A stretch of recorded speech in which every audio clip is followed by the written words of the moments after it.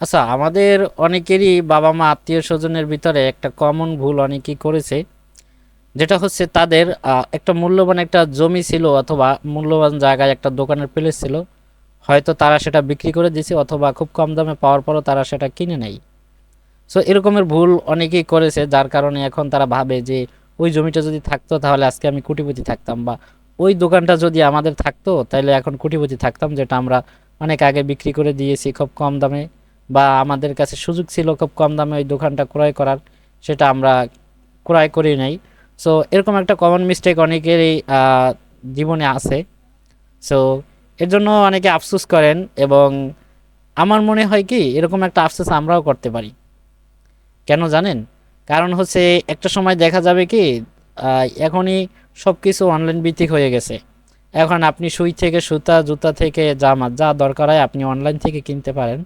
So এমন একটা সময় আসবে যখন আপনার নিত্য প্রয়োজনীয় পণ্যটাও আপনি অনলাইন থেকে ক্রয় করবেন। সো ওই সময় আপনি একটা আফসোস করতে পারেন যে না, আজকে যদি আমার 10,000 বা 1 লক্ষ ফলোয়ারের একটা পেজ থাকতো তাহলে আজকে আমি একটা বিজনেস করতে পারতাম। কারণ এখন দেখুন, ব্যবসা করতে হলে আপনার একটা প্রতিষ্ঠান দরকার আছে, একটা দোকান দরকার আছে। আর এখন ভালো একটা প্লেসে দোকান রাখতে গেলে আপনার মিনিমাম 20 লাখ টাকা লাগে।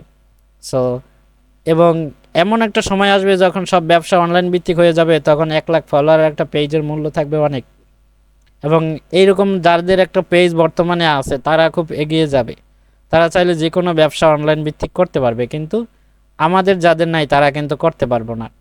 সো 2025 সালে এসে আমার এখন মনে হচ্ছে যে আমাদের প্রত্যেকেরই একটা বিজনেস পেজ থাকা দরকার। কারণ দুনিয়া আপডেট হচ্ছে, কিছুদিন পর সব কিছু অনলাইন ভিত্তিক হয়ে যাবে। যদি আমাদের যাদের পেজ থাকবে তারা হয়তো আমরা ব্যবসা করতে পারবো, বা যে কোনো একটা কাজ আমরা অনলাইন ভিত্তিক করতে পারবো যদি আমাদের সোশ্যাল মিডিয়ায় খুব বেশি পরিমাণে ফলোয়ার থাকে। তাদের জন্য পৃথিবীটা অনেক সহজ হয়ে যাবে, যেটা আমি মনে করি কয়েক বছর পরে যদি আমরা বেঁচে থাকি। বাট আমাদের যাদের পেজ থাকবে না বা যারা এগুলো আমরা গুরুত্ব দিচ্ছি না, তারা একটা সময় গিয়ে আমাদের এই বাপ দাদাদের মতো আফসোস করবে সময় গিয়ে। না, সুযোগ থাকা সত্ত্বেও আমরা এই কাজটা করি নেই, আমরা একটা পেজ দাঁড় করাই নেই, যেমনটা আমাদের বাপ দাদারা করেছিল, যে তারা 1 প্লেট ভাতের জন্য 10 কাঠা জমি বিক্রি করে দিয়েছিল। এটা একটা মিম সোশ্যাল মিডিয়াতে, বাট এটা কিন্তু আসলে রিয়েল, অনেক ক্ষেত্রে হয়ে থাকে এটা। এবং আপনি যদি এই সময়টাকে সোশ্যাল মিডিয়াটাকে কাজে না লাগান, এই এআইয়ের যুগে এসে এআইকে যদি কাজে না লাগান, তাহলে হতে পারে আগামী 5 বছর পরে এরকম একটা আফসোস আপনিও করবেন। সো আমাদের উচিত এখনই সতর্ক হওয়া। সো এই সোশ্যাল মিডিয়াটাকে কাজে লাগানোর, কারণ বিশ্ব এখন সব সোশ্যাল মিডিয়াতে চলে আসতেছে। সো আপনি যে সেক্টরেই থাকেন না কেন, আপনি যাই করেন না কেন, আমাদের উচিত প্রত্যেকেরই একটা বিজনেস পেজ থাকা এবং কিছু সংখ্যক ফলোয়ার থাকা। কারণ আমাদের প্রত্যেকের দরকার আছে। সো এর জন্য যে কম্পিটিশন বেশি হয়ে গেলে আপনি কিছু করতে পারবেন না এরকমটা না। আপনার পেজ থাকলে আপনি একটা না একটা কিছু করতে পারবেন, যেটা এখন বর্তমানে দেখা যাচ্ছে। 2019-20 সালে যারা এই কাজগুলো করছে, পেজগুলো দাঁড় করাইছে, এখন কিন্তু তারা একটা ভালো পজিশনে আছে, বা তারা চাইলে এখন যে কোনো বিজনেস সোশ্যাল মিডিয়াতে করতে পারে।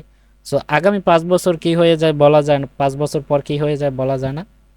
সো আমার আপনাদের প্রতি একটা রিকোয়েস্ট থাকবে যে সোশ্যাল মিডিয়াটাকে কাজে লাগান, যাতে আপনার ভবিষ্যৎ ভালো হয়। ধন্যবাদ।